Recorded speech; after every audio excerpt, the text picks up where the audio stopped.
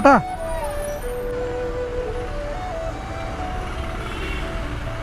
ಹಣ್ಣು ತಿಂತೀಯಾ? ಹಣ್ಣು ಕೊಡ್ತೀನಿ, ತಿಂತೀಯಾ? ಇಡಿ ತಗೋ ಬಾರಮ್ಮ. ಹೆದರಿಕೆ ಅವಳಿಗೆ.